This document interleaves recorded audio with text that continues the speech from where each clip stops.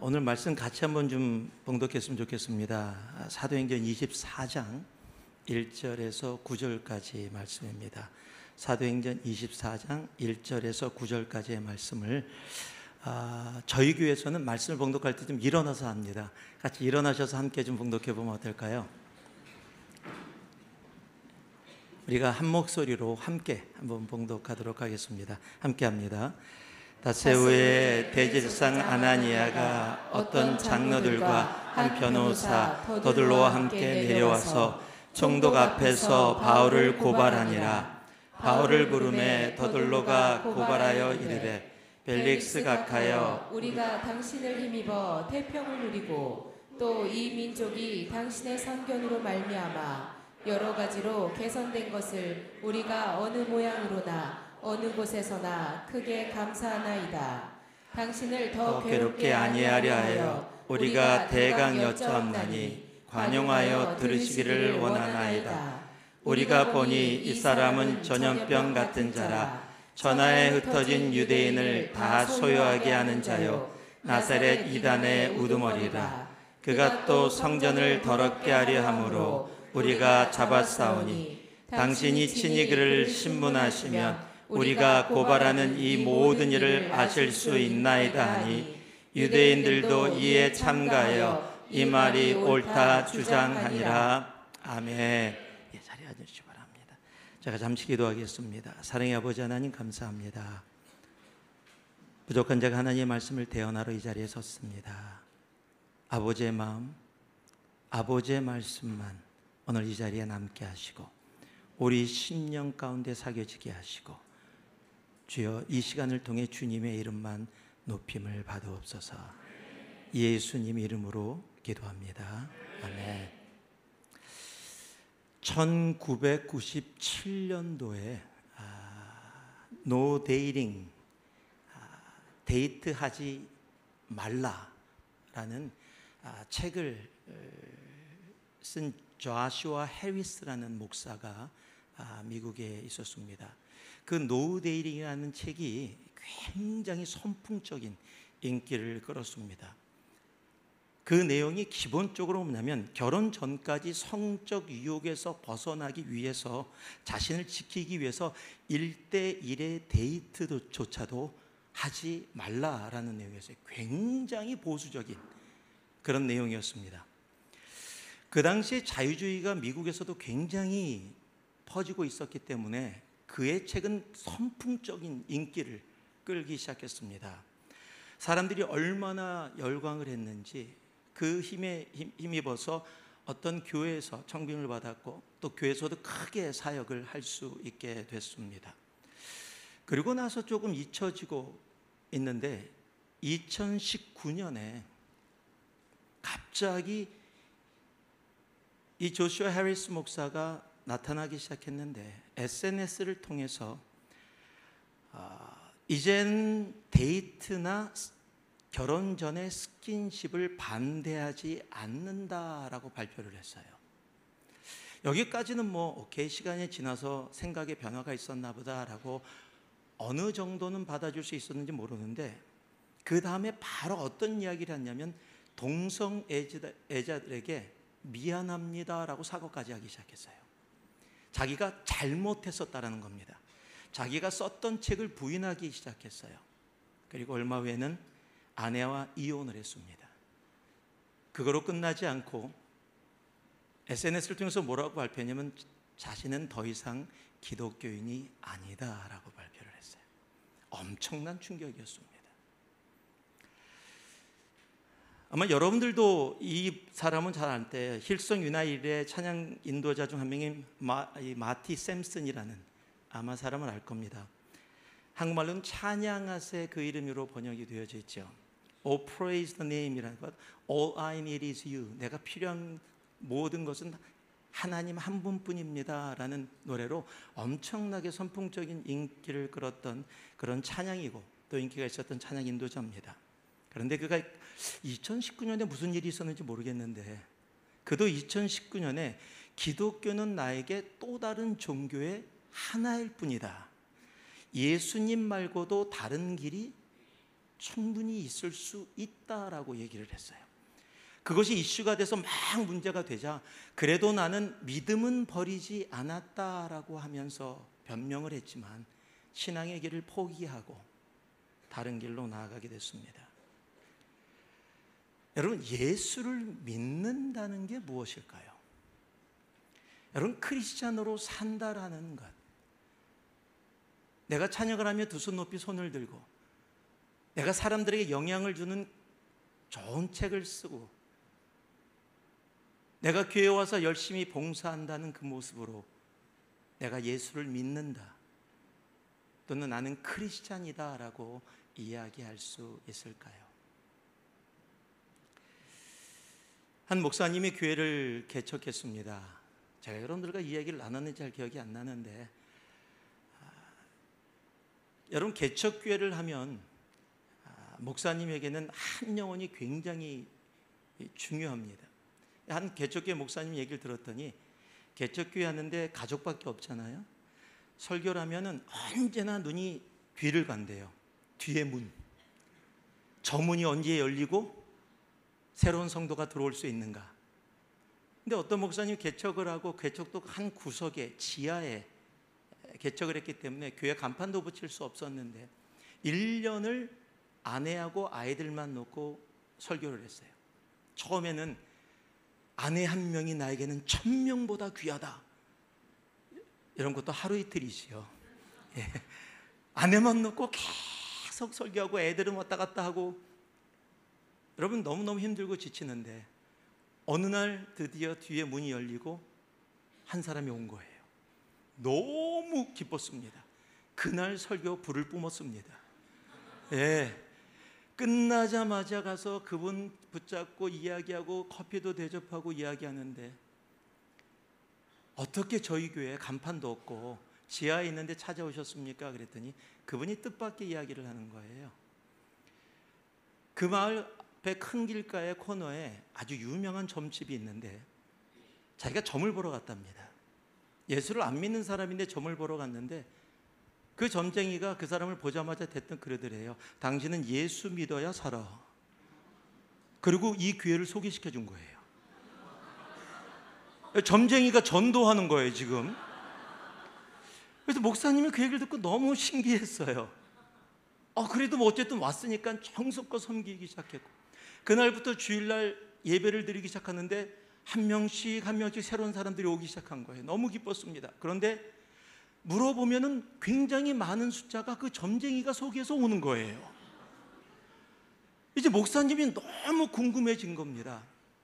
대체 그분이 누구기에, 그 사람이 누구기에 우리 교회를 이렇게 소개시켜서 전도해서 사람을 보내나, 그것도 예수 안 믿는 사람들을 예수 믿게끔. 만나보고 싶어서 주일날 예배 끝나고 오후에 찾아가서 앞에서 서성이다가 못 들어가고 돌아오고, 왜냐하면 들어갔다가 목사가 점집 들어갔다고 또 오해받을까 봐 계속 반복을 했어요. 그 주일도 동일하게 예배가 끝나고 그 앞을 망설이다가 아니지, 그리고 돌아서는데 갑자기 그 점집 문이 열리더니 그 점쟁이가 나오는 거예요. 이 목사님 자기를 알아요. 깜짝 놀랐습니다. 들어오라고 그래서 엉겁결에 끌려서 들어갔습니다. 정성껏 지극히 막 음식도 대접해주고 뭐 과일도 갖고 오고 커피도 주는데 이 목사님에게는 한 가지 질문밖에 없어요. 대체 왜 사람들을 전도해서 우리 교회로 보내주십니까? 그 얘기를 질문을 했더니 점쟁이가 커피를 마시다가 커피를 내려놓더니 씩 웃더니 그 목사님 귀에다 대고 이렇게 얘기하는 거예요. 당신이나 나나 신으로 빌어먹고 사는데 우리 서로 돕고 삽시다. 그러더니. 여러분, 예수를 믿는다는 것, 크리스찬으로 산다는 것, 과연 무엇일까요? 우리도 예수 믿고 사는데 세상과 서로 도우면서 나도 얻을 거 없고 당신도 얻을 거 없는, 여러분, 그런 종교의 삶은 허가 아닌가요? 여러분의 한국에 오래전에 인기 있었던 프로그램이 하나 있습니다. 나가수라는 프로그램입니다. 아시는 분들 계시죠? 나가수는 나는 가수다의 약자로 나가수라고 했었죠. 그 나가수가 생겨진 이야기를 제가 좀 들었는데, 그 당시에 아이돌 그룹이 굉장히 많이 아이돌 그룹이 생기면서 춤추는 사람들, 랩하는 사람들이 있으면서 가수라고 불려지는데 노래를 못하는 가수들이 생기기 시작한 거예요. 그런 모습이 생기면서 가수들이 자존심이 상했는지, 가수라는 단어는 노래를 잘하는 사람인데 노래를 못하는 가수, 만약에 예수를 안 믿는 크리스찬, 말이 안 되듯이 그것이 아니다. 그렇기 때문에 가수는 노래로 승부한다. 그래서 가창력이 있는 사람들을 골라서 불러서 프로그램을 만들어서 서로 경쟁하게 하면서 나가수라는 프로그램이 엄청나게 인기를 끌게 됐었죠. 가수는 역시 노래로 승부하는 사람이다라는 거예요. 여러분, 가수가 노래로 승부한다면 운동선수들은 뭐로요? 운동 실력으로 승부하는 겁니다. 여러분, 그렇다면 크리스찬은 이 땅 가운데 무엇으로 승부하며 살아가는 존재일까요?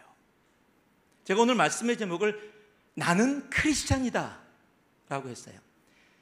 제가 고민을 많이 했습니다. 나가수처럼 나크스 이렇게 할 수는 없으니까요. 예, 그냥 나는 가수다, 나는 크리스찬이다 라는 그 존재감이 과연 나는 무엇인가? 나는 가수다라고 할 때 나는 적어도 노래로 승부하는 사람이다가 나는 가수다의 정의라면, 나는 크리스찬이다라고 한다면 우리는 무엇으로 승부하며 살아가는 존재일까요? 우리가 함께 봉독한 본문은 바울이 예수를 믿는다는 이유로 잡혀와서 감옥에 갇히게 되어지는 겁니다. 그리고 한 120km 떨어져 있는 가이사랴에 잡혀와서 재판장 앞에서 삶을 판단받게 되어집니다. 당시의 대제사장인 아나니아가 나이가 굉장히 들었음에도 불구하고 120km라는 거리, 그렇게 가까운 거리가 아닙니다. 그 거리를 마다하지 않고 와서 사도 바울을 정죄하기 위해서 더들로라고 불려지는 변호사까지 데리고 오게 되어집니다. 즉, 당신은 자신의 주장을 강하게 다른 사람에게 설득하기 위해서 돈을 써서 전문가, 말자라는 사람을 하이어해서 자기네들이 자신이 원하는 주장을 대신 이야기할 수 있게 했었습니다. 이 변호사, 더둘로라고 번역된 이 변호사라는 단어가 헬라어로 레트로라는 단어입니다. 이 레트로라는 단어는 원래 말하다라는 레오에서 파생됐는데 웅변가, 연설가를 뜻하는 단어이기도 해요. 오늘의 이 본문에서 더둘로가 하는 일을 보니까 지금의 법정과 별로 다르지 않고 지금의 변호사가 하는 일과 별로 다르지 않은 일을 그렇게 했습니다. 즉, 말자라는 사람을 데려다가 자신이 원하는 것을 그 사람을 통해서 다른 이들을 설득하게 하는 일을 했던 겁니다.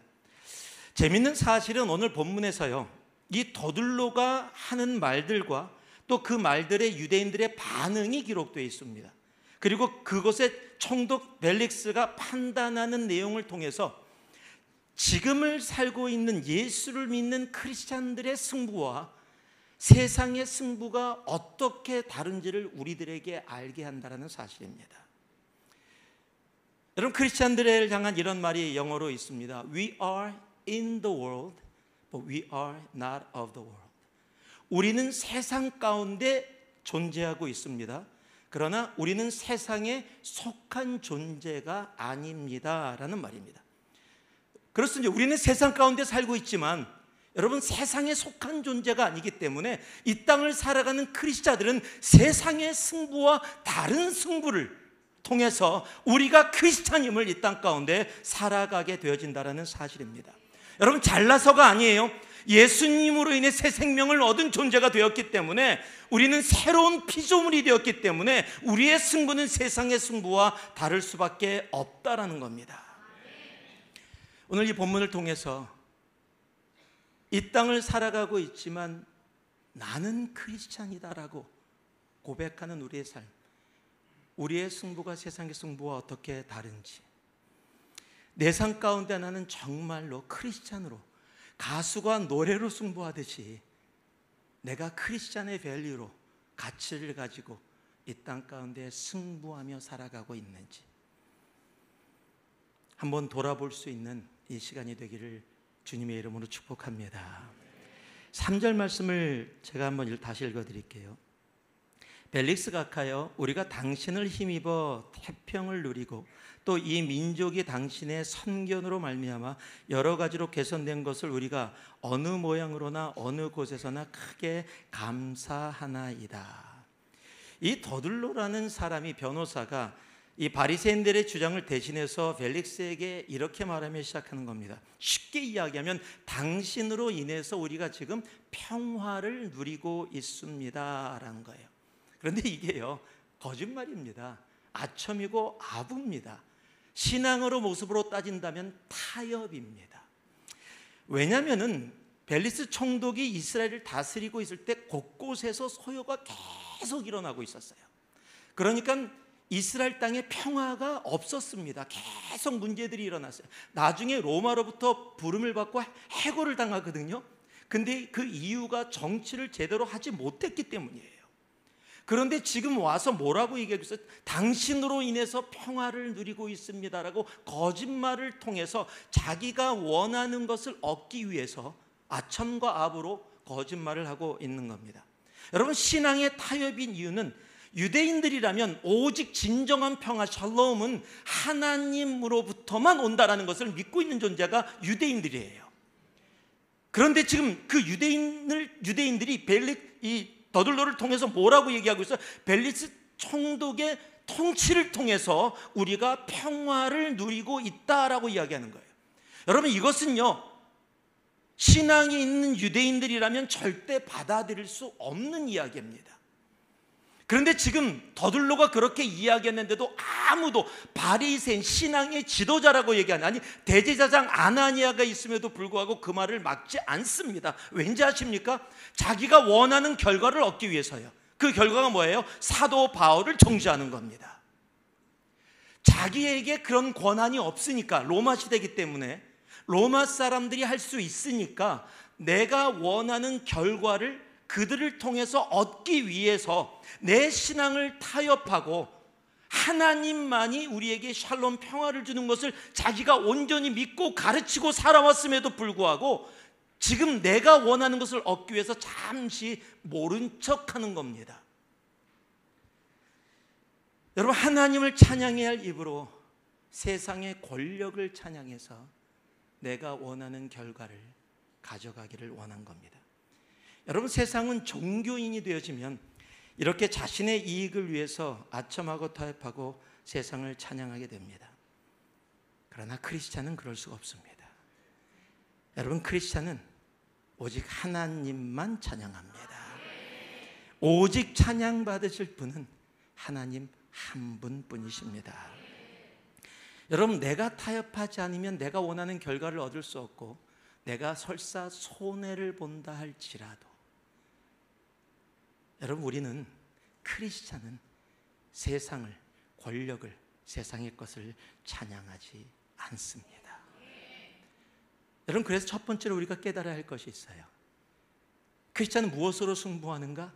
내 삶이, 내 입술이 무엇을 찬양하고 있는가?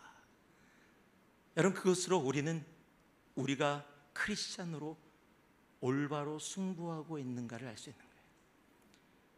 저는 여러분에게 몇 번 말씀드렸지만 실리콘밸리라는 곳에 저희 교회가 있습니다. 아주 중심에 있습니다. 지금 제 머리에 일본 단어가 탁 떠올란, 제가 일본 선교사 출신이고 한국 오기 전에 일본 잠깐 들려서 오랜만에 일본에서 일본어로 설교를 했습니다. 5년 만에 설교를 했더니 얼마나 힘들든지 좀 버벅거리면서 했는데, 중심이라는 말이 일본말로 만나까거든요. 여기 일본말 하시는 분들 아마 아시겠지만은 가장 중심, 만나까 가장 중심에 있어요. 이 실리콘밸리에 가장 원하는 것은 단 하나입니다. 돈. 모든 것이 돈으로 이루어집니다. 모든 가치가 돈이에요. 내가 스타트업을 해도 그 스타트업의 목적은 돈입니다. 그걸 요즘 말로 대박이라고 얘기하지. 내가 스타트업을 하고 대박 나기를 원하는 거지요. 그것이 사람들의 모습이에요. 그러니까 이야기를 하면 이야기를 할수록 돈 얘기가 가장 많이 나옵니다. 여러분, 내가 무엇을 찬양하는가라는 것은 내가 삶 속에서 내가 추구하는 방향과 내 입술을 통해서 내 삶 속에서 내가 가장 많이 딜하고 있는 것이 내가 찬양하고 있는 거예요. 우리의 삶에서 가장 많이 찬양하는 게 뭡니까? 원튼 원치 않든 돈이라는 것일 겁니다. 그리고 권력일 겁니다. 왜냐하면 그것이 나에게 이익을 주기 때문에 그렇습니다. 그러다 보니까 신앙생활을 한다고 하면서도 하나님 중심보다는 나 중심으로 살아가게 될 때가 너무도 많이 있습니다. 한국 갤럽에서 오래전에 한번 크리스천들에게 질문을 했습니다. 왜 예수를 믿는가? 왜 교회를 다니는가? 여러분, 첫 번째가 뭔지 아십니까? 내 마음의 평안입니다.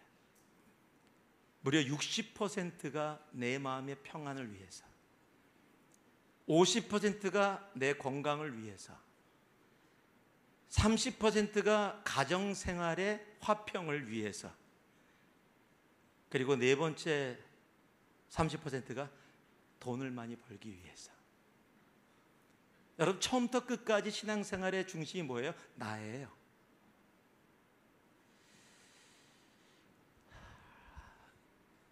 조 목사님도 아마 자주 다니시지만 저도 터키를 1년에 몇 번씩 다녔습니다. 여러분, 터키는 이슬람 나라입니다.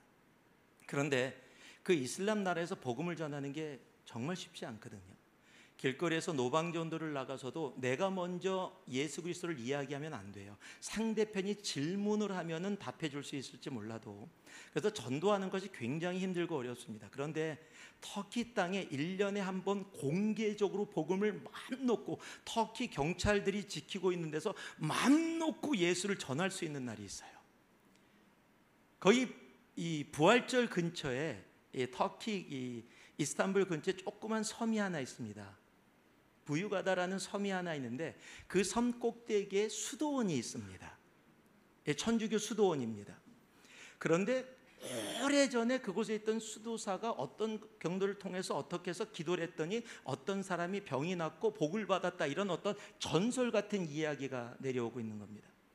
그래서 1년에 한 번 그날은 사람들이, 이슬람 사람들이, 무슬림들이 공개적으로 기도를 받으러 거기를 갑니다. 천주교, 기독교에게 기도를 받으러 공개적으로 올라가요. 많이 올 때는 수십만 명이 옵니다. 그걸 저희들이 알고서 어레인지 해갖고서 크리스찬들이 그곳을 찾아가요. 그래서 이 클러지라 그래갖고 이 목회자처럼 이렇게 옷을 입고 있으면은, 거짓말로 입는 게 아니라 정말 목사니까 옷을 입고 있으면 그 사람들이 앞에 와서 줄을 섭니다. 거기까지 굳이 안 올라가도 여기 지금 목사 있으니까 기도받겠다고 서 있으면 그냥 와요. 그럼 거기서 막 찬양하고 말씀 전하고 막, 여기가 터키 맞나? 라고 하는 그 딱 하루입니다. 그 사람 줄을 쫙 쓰면 맨 처음엔 터키 통역하는 사람을 옆에다 놓고 기도 제목을 물어봐요. 무엇을 기도받기를 원하십니까? 그러면요, 대부분의 기도 제목이 다 똑같아요. 전부 다 아이들 결혼 잘하게, 돈 많이 벌게, 건강하게. 우리랑 다르지 않죠? 모든 기도 제목이 막 터키 말로 물어서 막 했는데 계속 똑같은 기도 제목이에요. 그냥 돈 많이 벌게 해달라, 이사 가려고 그러는데 이사 갈 집 잘 찾게, 싸게 좋은 집 찾게. 절대 없습니다, 그런 거. 막 이런 기도 제목을 막 가지고 와요.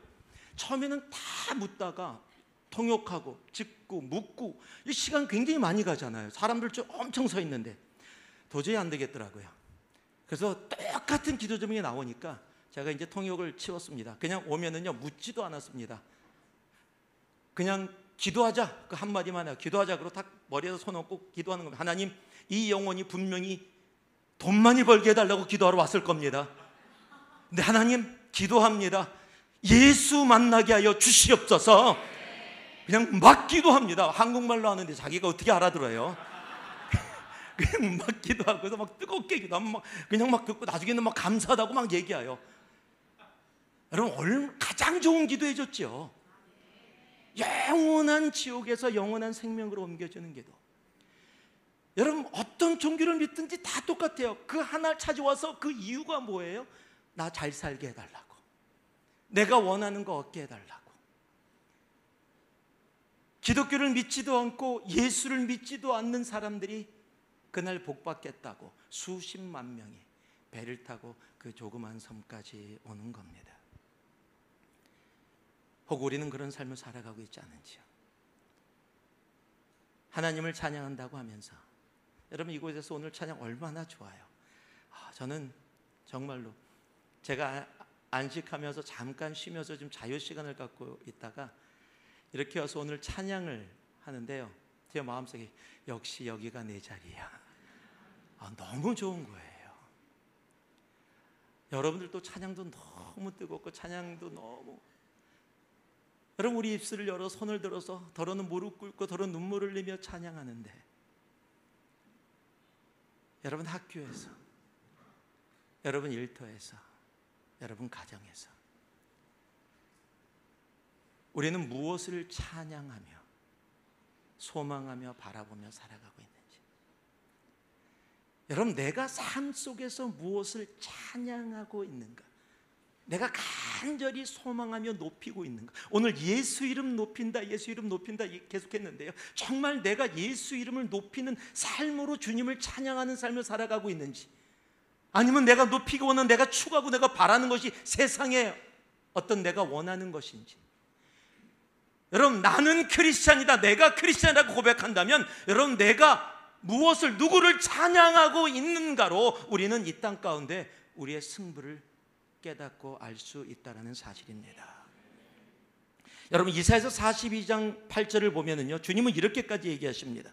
나는 여호와니 이는 내 이름이라, 나는 내 영광을 다른 자에게, 내 찬송을 우상에게 주지 아니하리라. 여러분 하나님은요 우리에게 원하시는 거 단 하나입니다. 찬양받기 원하십니다. 찬양하는데 오늘도 모여서 이렇게 몇백 명 같이 찬양했는데, 아니요, 이곳에서뿐만 아니라 내 삶의 터전에서 하나님 나는 크리스찬입니다, 나는 하나님을 찬양함으로 이 땅 가운데 승부합니다.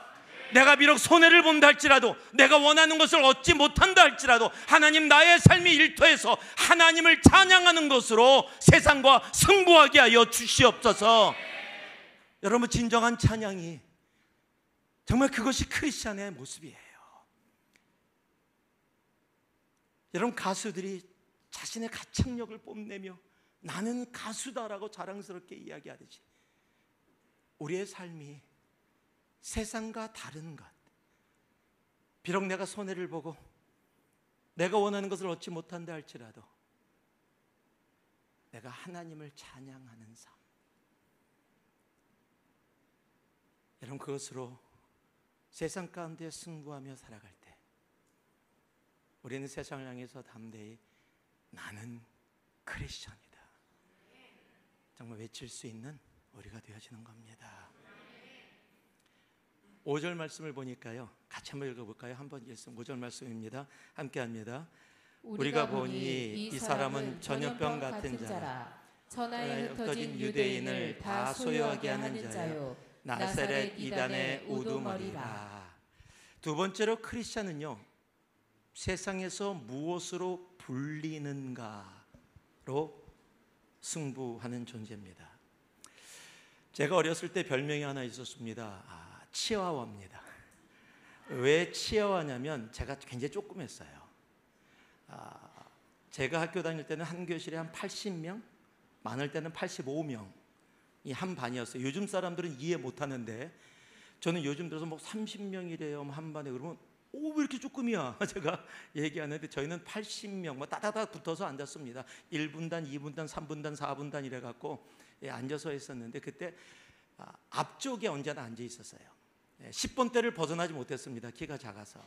그러니까 아이들이, 제가 그때는 조금 예쁘장하게 생겼어요. 조그맣고 예쁘장하니까 애들이 와서 치아와라고 이렇게 해서 치아와, 그러니까 이제 조그맣고. 근데 제가 중학교 3학년에서 고등학교 1학년 넘어가는 겨울방학에 12cm가 커버렸어요. 할렐루야. 안 컸었으면 어떨 뻔했어요. 또 제가 키하고 상관없이 불렸던 별명이 있습니다. 손씨다 보니까 손오공은 언제나 제가 그래서 농담도 그렇게 해요. 세상에 손씨 중에 유명한 사람 손오공하고 손경일이 있다고 이렇게 얘기할 정도 그냥 농담을 요즘 손흥민이 있습니다 요즘. 그런데 우리는 주위에 덩치 크고 느린 사람을 고음이라고 얘기하고 얍삭 바른 사람을 여우 같다라고 이렇게 지칭을 하지요. 그 사람의 생활 가운데 느껴지는 것이나 보여지는 것을 가지고 우리는 그 사람에게 별명이나 애칭을 이야기하기도 합니다.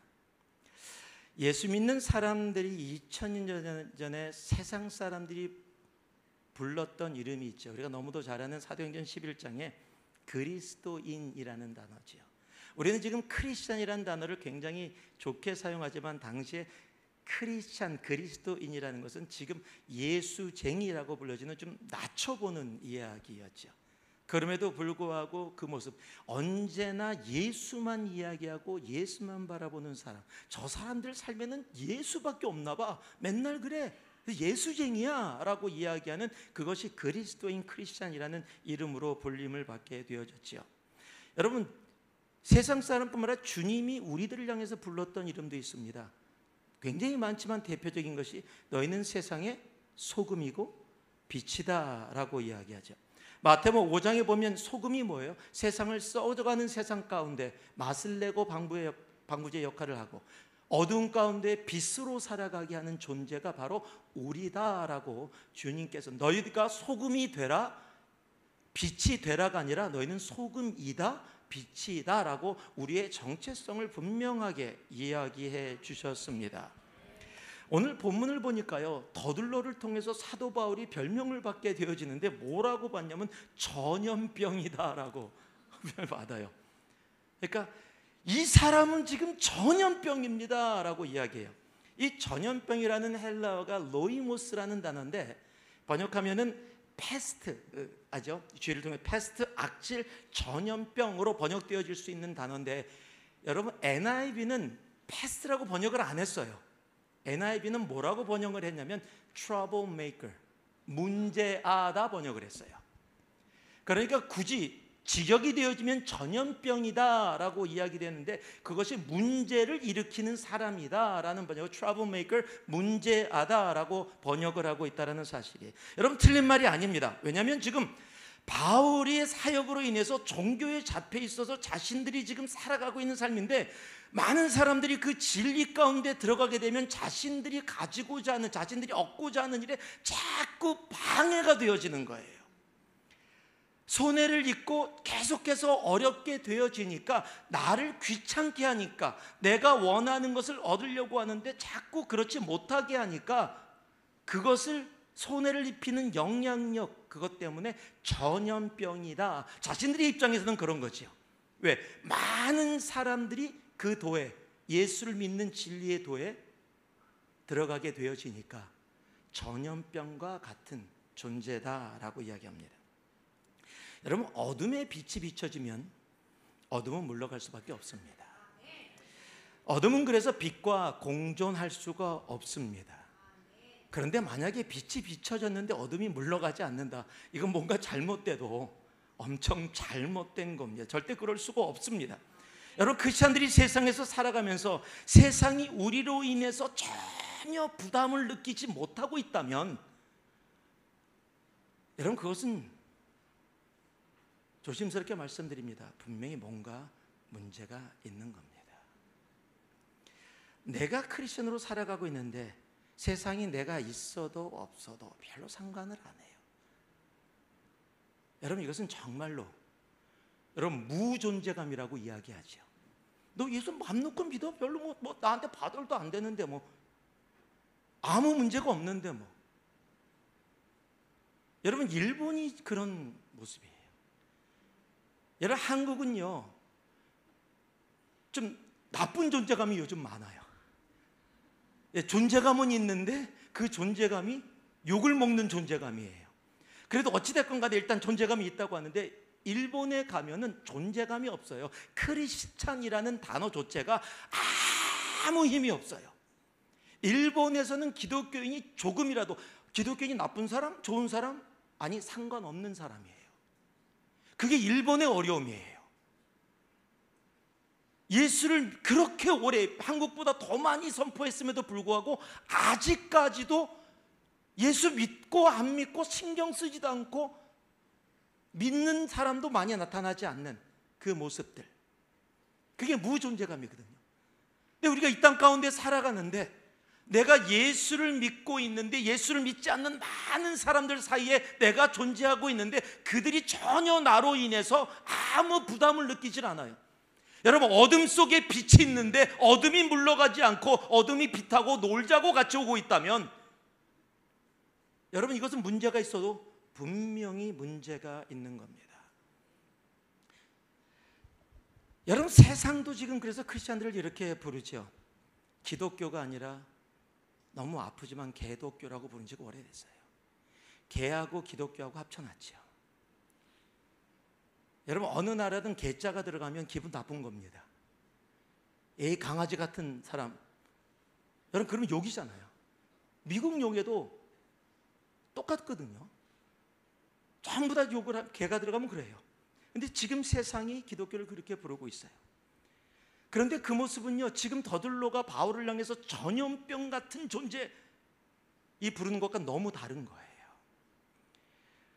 여러분, 전염병이라고 불렸던 이유는 자신들이 지금 삶의 잘못을 알게 하기 때문에, 기득권을 방해받고 있기 때문에 부담이 되어져서 그렇게 이야기하고 있는 게 지금 전염병이라고 하는 이야기예요. 그런데 지금 우리가 불려지는 개독교는 뭐냐면요, 야, 너희들이 예수 믿는 거 뭐하나 신경 안 써. 그런데 적어도 모든 사람이 이해하는 상식선 안에서는 살아가야 될 거 아니냐라고 이야기되어지는 너무도 슬프고 아픈 이야기라는 사실이에요. 여러분, 이 시대를 살아가고 있는 우리들이 무엇으로 불리고 있는가? 혹시 가족 가운데 예수를 믿지 않는 분이 계시다면, 여러분, 부모님께 여러분이 어떤 존재로 불려지고 있는지요? 많은 예수를 믿지 않는 사람들 가운데 여러분이 회사를 다니고 있고 학교를 다니고 있다면, 여러분은 그들에게 어떤 존재로, 무엇으로 불려지고 있는지요? 제가 한국을 오가면서 목사님들 모임 가운데 함께 갔다가 한 목사님을 만났습니다. 이 목사님이 나와서 간증을 하는데 얘기를 들어보다 보니까 깜짝 놀랐어요. 손양원 목사님의 손주입니다. 어떻게 손주지? 라고 봤더니, 여러분, 손양원 목사님 너무도 잘 아실 겁니다. 손양원 목사님이 애양원이라는 나병환자촌에서 그들을 섬기며 사역하고 예배를 드리고 있을 때 두 아들이 공산당에 의해서 총살형을 당했다는 것을 듣게 되어지죠.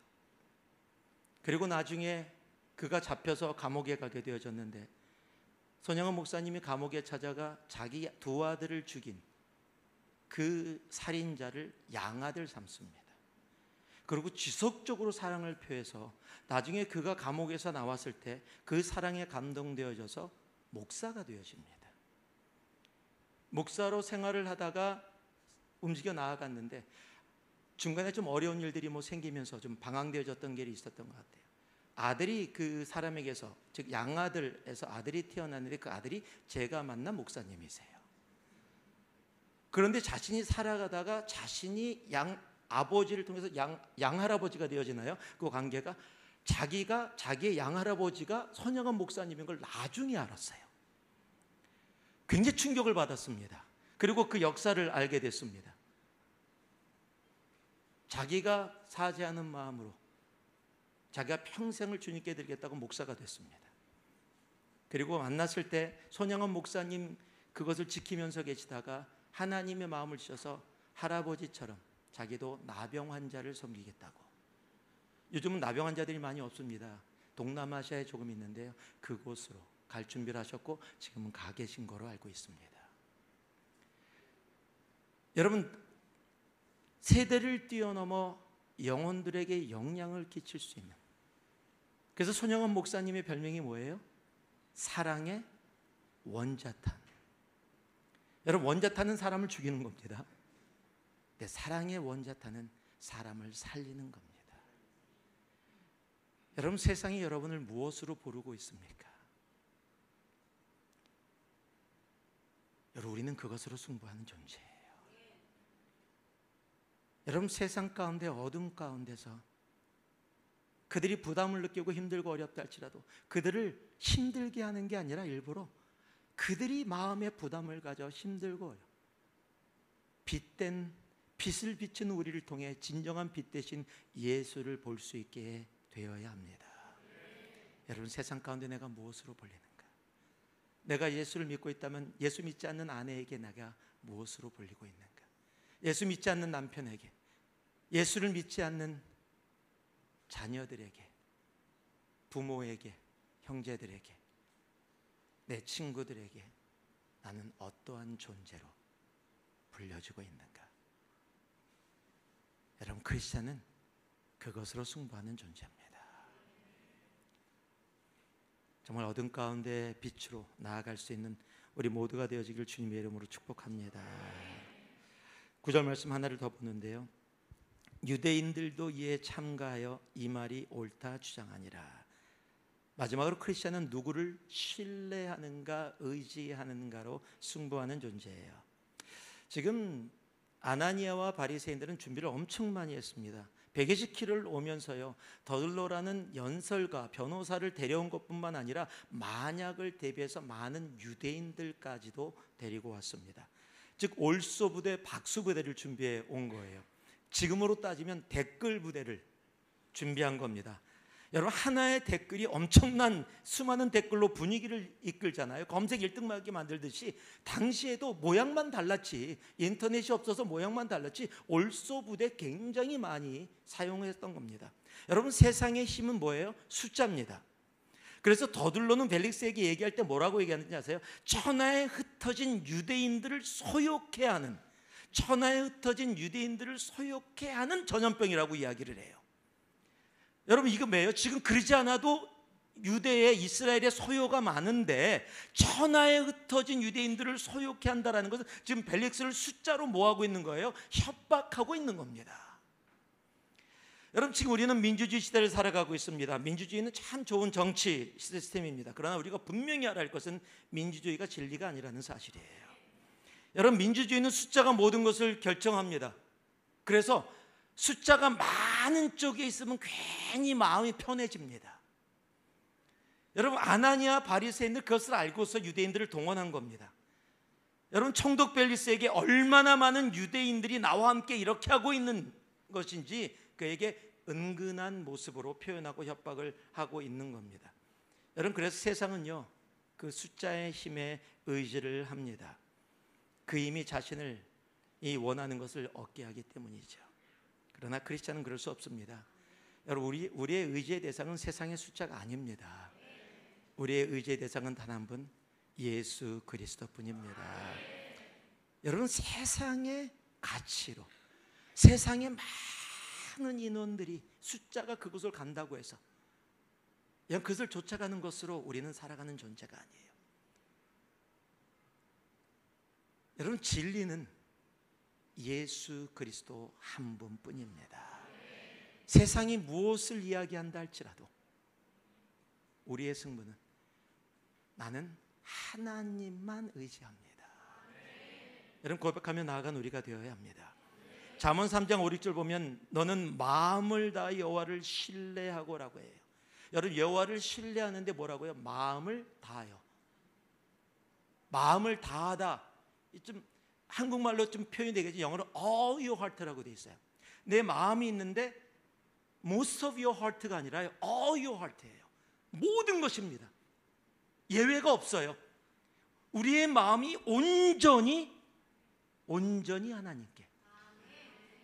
여러분, 그것이 의지하는 겁니다. 비행을 하던 여객기가 난기류 때문에 어려움에 빠졌습니다.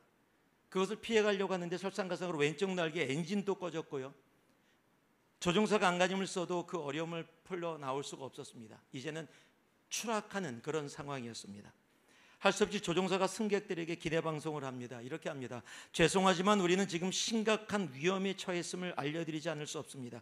이제 우리를 구할 수 있는 건 하나님뿐입니다. 그랬더니 그 얘기를 잘못 들은 사람이 옆에 앉았다고 지금 뭐라고 그러는 거야? 이게 무슨 말이에요? 라고 옆에 앉은 신부에게 묻습니다. 그랬더니 신부가 이렇게 대답합니다. 그 말은 우리에게 아무 희망이 없다는 얘기입니다. 여러분, 하나님만, 이제는 우리는 아무것도 할 수 없습니다. 이제 우리를 구할 수 있는 건 하나님뿐입니다가 지금 뭐라고 해석되고 있어요? 이제 우리 죽은 겁니다. 세상에서 살다가, 돈 가지고 살다가, 권력 가지고 살다가, 경험 가지고 살다가, 이제 할 것이 아무것도 없으니까 하나님밖에 없습니다는 이제 내가 죽을 지경이 됐습니다예요. 여러분, 우리 그럴 때가 너무도 많다는 사실이에요. 여러분, 골리앗 앞에서 다윗이 너는 창과 칼과 단창으로 내게 오거냐, 나는 만군의 여호와 이름으로 나가니라가 다윗이 이제 죽었구나 나는. 여러분, 그런 고백이에요? 아니잖아요.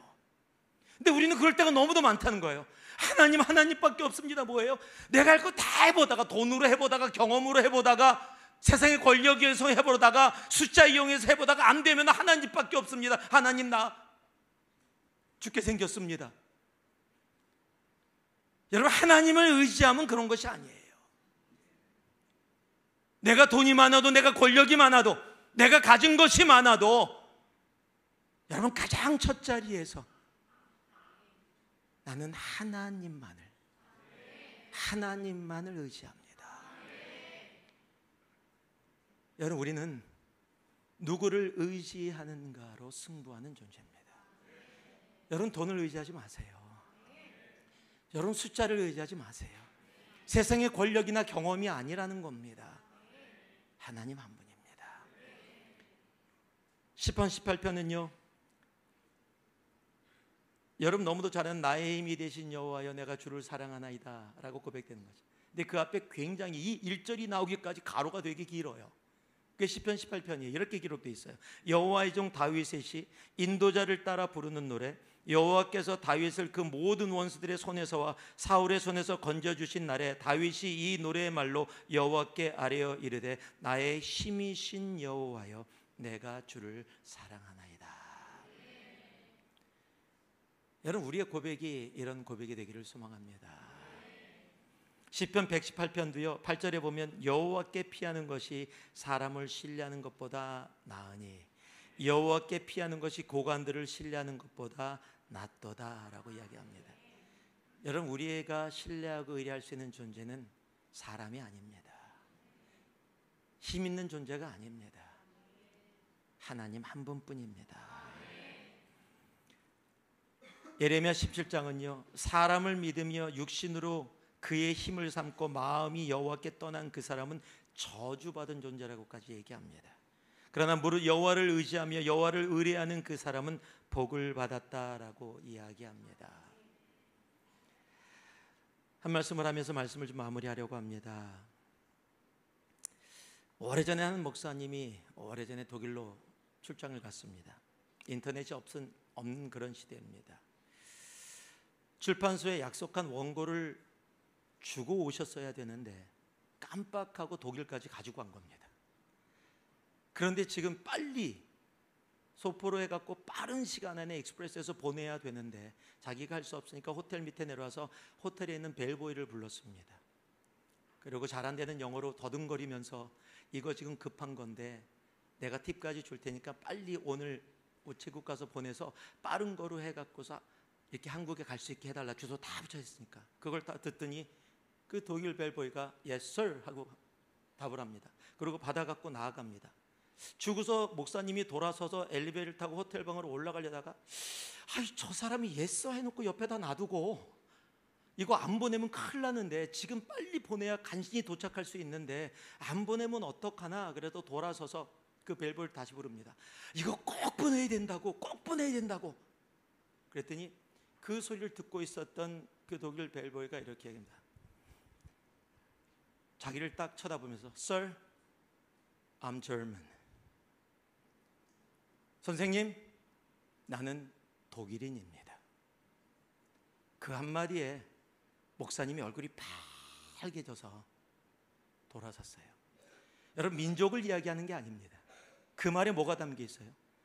당신 한국인은 옛설이라는 말이 확실한 말이 아니고 몇 번을 이야기해야 되는 그런 사람인지 몰라도 나 독일인은 내가 예서 했으면 나는 약속한 그대로 하는 독일인이다 라고 이야기하는 거예요. 여러분, 우리가 우리의 삶 가운데서 나는 크리스찬이다 라고 이야기하면 여러분에게는 어떤 의미세요? 여러분 부모님께 가서, 여러분 남편하고 아내에게 가서 여보 나 크리스찬이야 라고 이야기하면 뭐라고 나올까요? 너나 잘 살아라 그러지 않을까요? 그래서 라고 대답하지 않을까요? 여러분, 내가 크리스찬입니다 라고 얘기할 때 맞아 크리스찬이지 미안해 라고 나오는 반응이 여러분이 얘기하면 나올까요? 어떤 일을 시켰을 때 그 일이 우리들에게 맞지 않는 일에서 엄마, 아빠, 친구야, 누구야, 나 크리스찬이야 라고 했을 때 그쪽에서 미안하다고 반응하면서 맞아, 너 크리스찬이지? 라고 반응해 줄까요? 아니면 어떻게 반응을 할까요? 여러분, 세상을 향해 담대히 I am Christian, 나는 크리스찬이다 라고 고백할 수 있는, 아니 선포할 수 있는 우리가 되기를 소망합니다. 여러분, 아내와 남편이 서로를 향해서 여보 나 크리스찬이잖아 라고 얘기할 때 배우자가 그걸 듣고 그래 참 내가 깜빡했다, 미안해, 내가 인간적으로 생각했어, 그러지 말아야 하는데 라고 이야기 되어질 수 있는 여러분, 그런 크리스찬. 우리 크리스찬은요, 그래서 우리의 삶 가운데 누구를 찬양하는가로 승부하는 존재예요. 우리의 찬양의 대상은 하나님 한 분뿐입니다. 우리 크리스찬은요, 내가 삶 가운데 무엇으로 불리는가로 승부하는 존재입니다.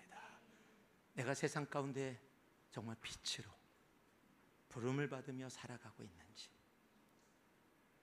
우리는 누구를 의지하는가로 승부하며 살아가는 존재입니다. 하나님 한 분만.